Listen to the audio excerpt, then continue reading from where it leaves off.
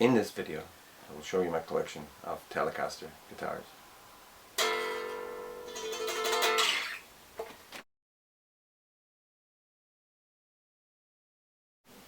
Okay, this one is a Mexican. This was made in 1994, roughly. Some people say that there was a fire at the plant back then or something. I'm not sure. There's a lot of mystery and a lot of rumors surrounding Fender, no matter what you do.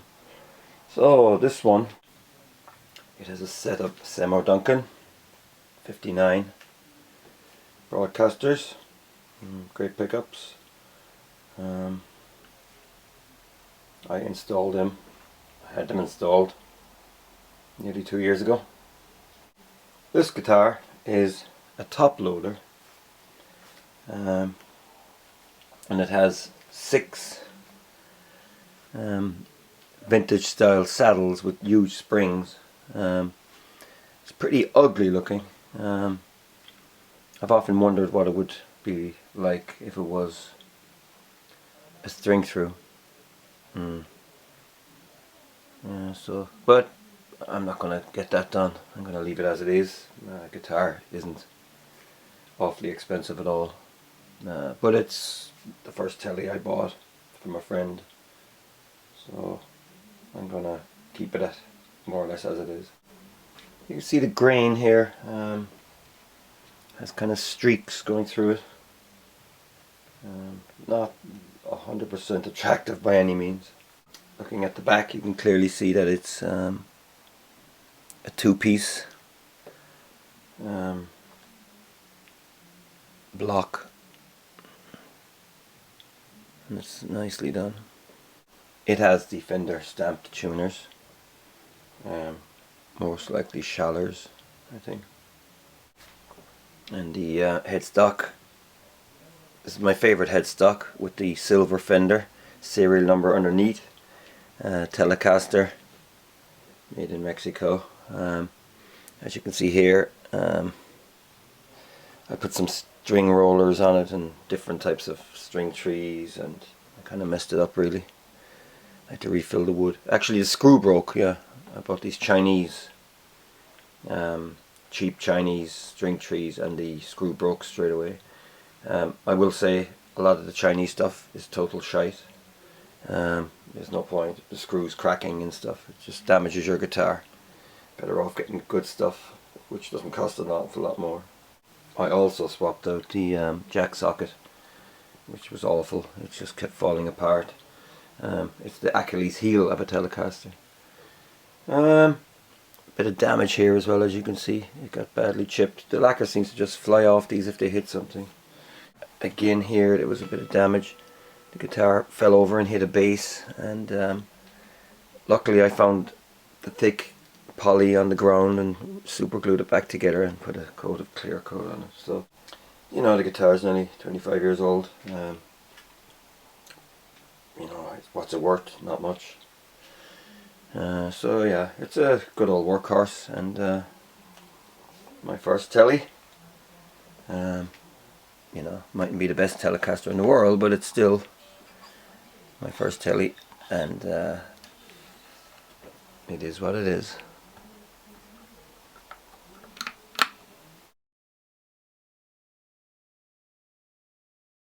Okay, so this one, it's a Telecaster obviously. It's a Cabronita. This is a Mexican Cabronita. You can't get them anymore. It's only got 2 pickups, Fidelitrons. Fenders kind of take on a Gretsch style pickup. 3-way switch is a big heavy toggle, and there's only a master volume. No tone on this baby.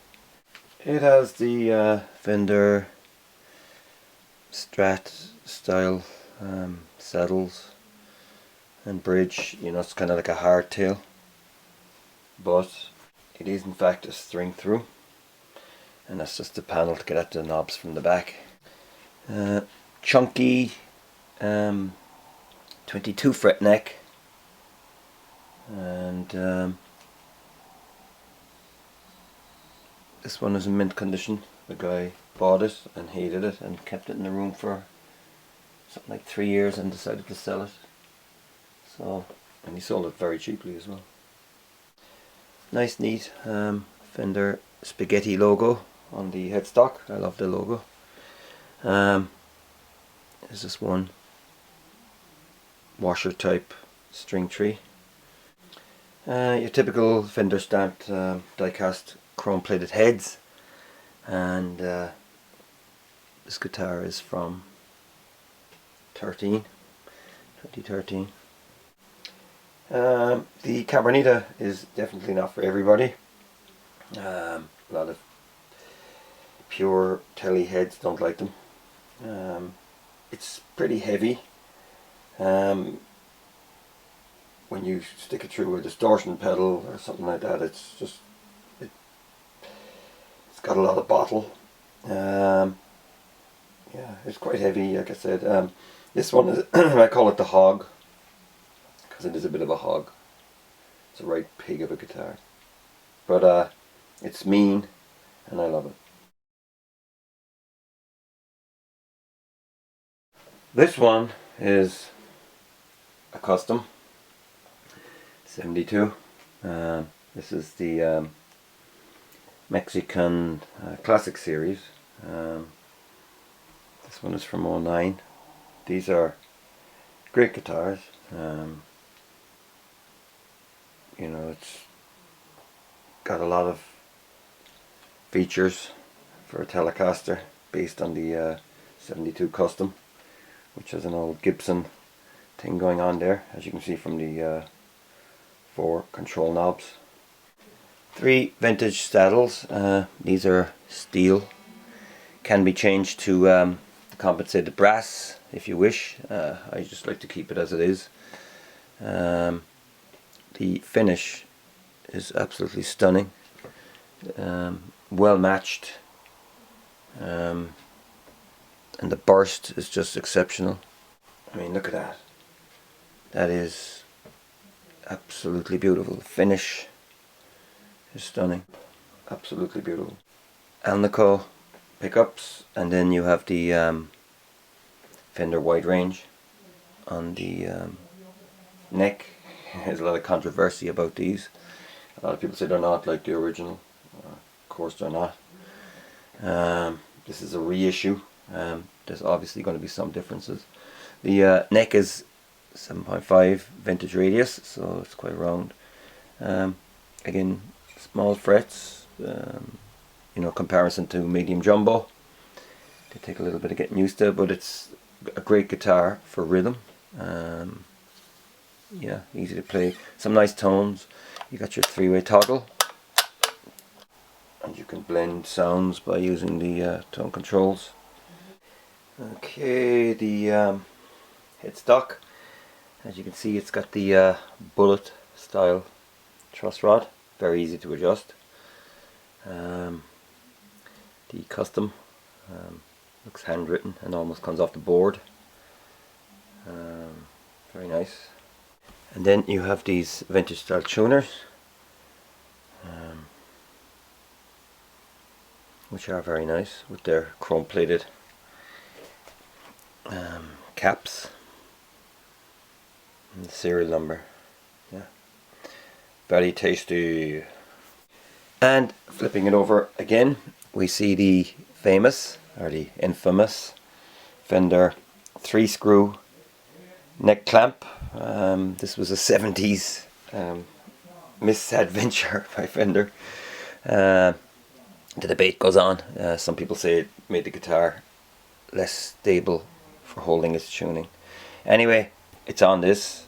I'm sure if you were reckless enough, you could change it out to a 4-bolt. I don't know. It's got the neck tilt as well in there, so you know, just the way it is. I don't think it goes out of tune. You know, it's a lot of shit. Seems to have a thicker screw down here as well. Yeah, look, it is what it is. That's Fender for you. Yeah, so that's the custom. Again, probably not for everybody. The actual single coil sound is great, and you know, it's a great rock and roll machine. It looks like a machine. Yeah, I think once you put a humbucker on a Telecaster, even two humbuckers on a Tele, it just looks like a machine. You can see here again, it's got the ashtray on it, and you know, it's quite basic and whatever, but they work, and you know, it's a great guitar. Keith Richards used these for a long time. You know, yeah, rock and roll machine.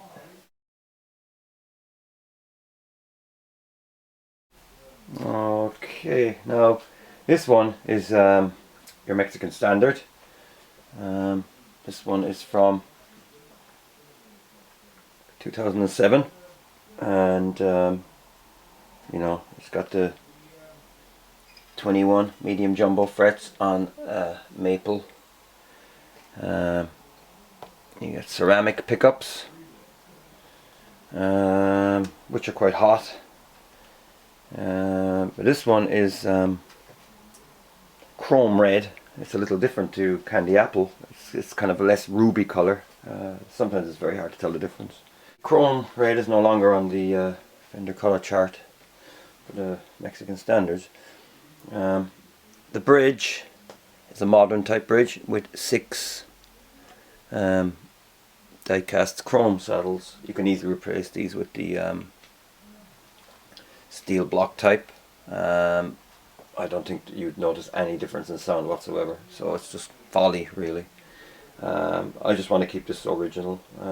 This guitar wasn't expensive. It was grimy when I got it, but when I cleaned it up, it looks mint, no dings, no scratches, so it's like a new guitar. Very nice cream scratch plate here. Of course, the classic Telecaster string through body. Again, the headstock has my favorite Fender silver serial number Telecaster, made in Mexico. They changed this in around 2008 or 9. It's got the black fender, and it just says what does it say? Fender Telecaster, and then the Mexico and the serial numbers on the back. I think they kind of were sick of people saying, "Oh, it's Mexican, it's bubbles." All these retarded people who live off guitar forums, or you know, they're the kind of people who change out the pickups before they even play the guitar. I'm gonna make ceramic like a paramico. You know, it's exhausting reading all that and listening to all that kind of shit. It's just a guitar, millions of them in the world. You know, I don't know. It's annoying. I just stopped. I'm blinkering myself to it now at this stage. Oh yeah, the typical die-cast. These are good tuners. I really like them. I think they're Schallers more than likely. Fender stamped on the back. I think what these are Gotos. I don't know how much they cost, 50 or 60 euros. You can't go wrong. They're just great. Nice skunk trail and the 4-bolt clamp. This is a great guitar. Workhorse. Once it's set up properly, it's reliable. You can just keep bashing away. You can upgrade it. The switch is quite good, solid, doesn't bend like the cheaper guitars, like the Squire range. A lot of those are just like, they're like plastic, they bend so easy. Nice flat tops, you know, nice quality knurling. Can't fault it really. It would be nice to hear it with some, you know, alnicos sometime, but you know, you're talking about putting 150, 200 euro Seymour Duncans on a guitar that's worth 300. Is it worth it? Probably not. You know, probably not.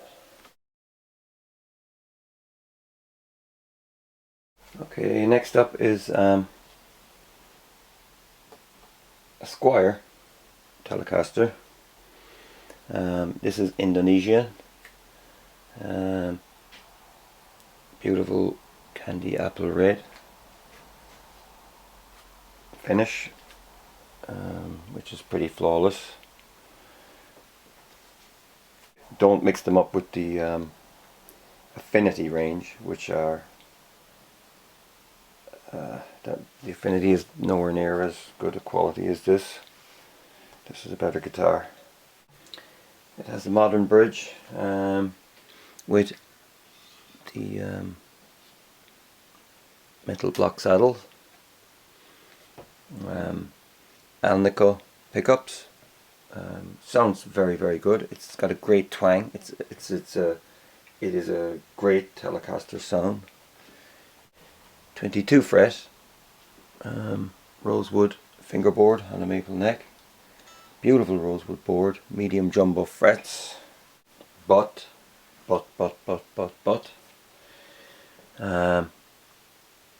The control switch, three-way switch, bends. It's pretty crappy. It's a pity because the guitar sounds great for the price, for what you're getting. Knobs are slippy. I prefer the flat tops. They're better. So I would seriously consider changing the pots and three-way on this, and maybe upgrade the wiring.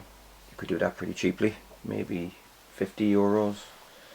You can buy kits with Guitars R Us, sell all the stuff, so you could actually upgrade it nicely because it sounds so good. And this will just, I don't know if it will make the sound better, but it will definitely make the guitar more solid, because this is rubbish.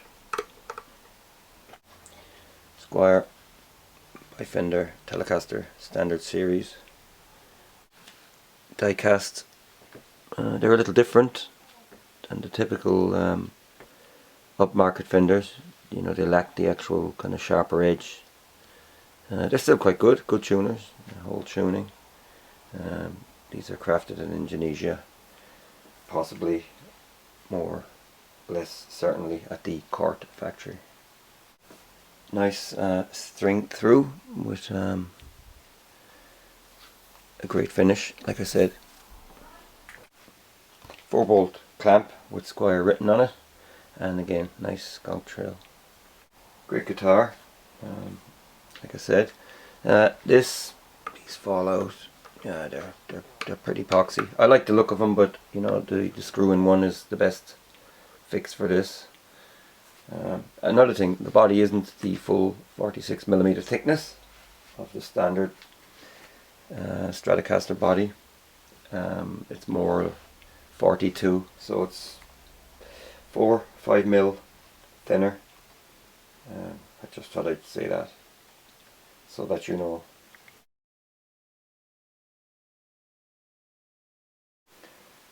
Finally, what is this, you may ask? This is a Squire body, most likely. I don't really know, doesn't say.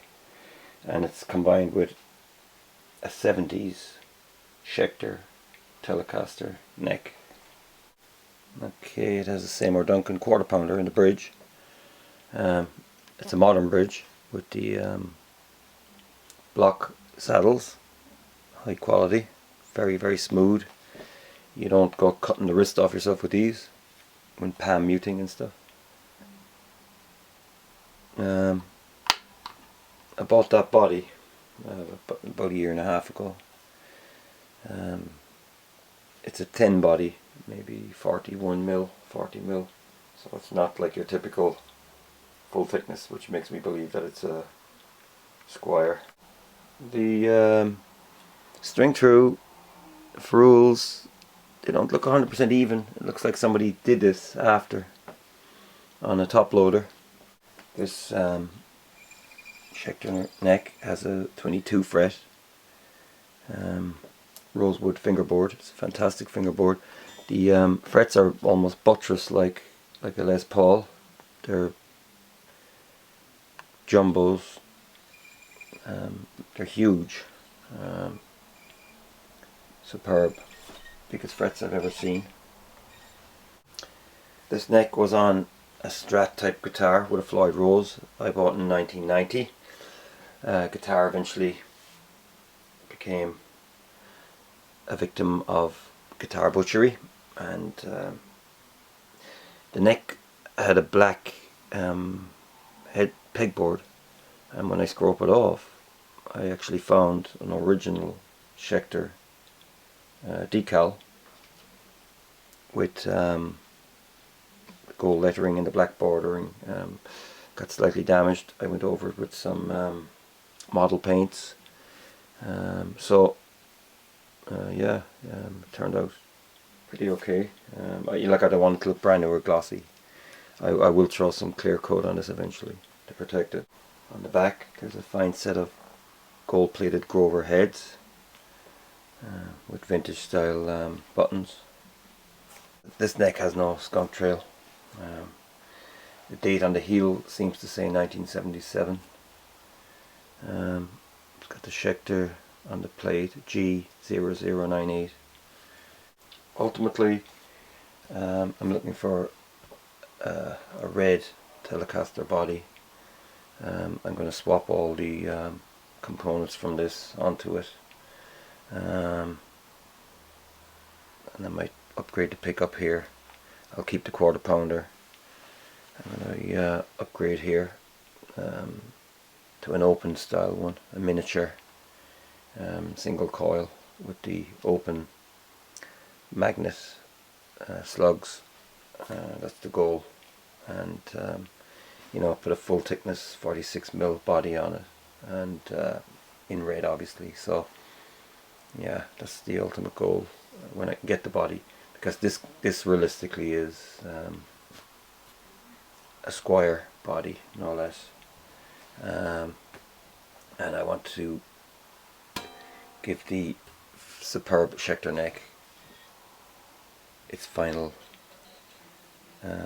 high quality home that it deserves, because it's a great neck.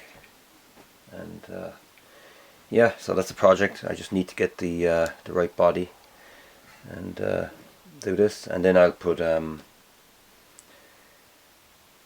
Squire neck back on this and maybe sell it or just keep it as an ornament. I'm not sure.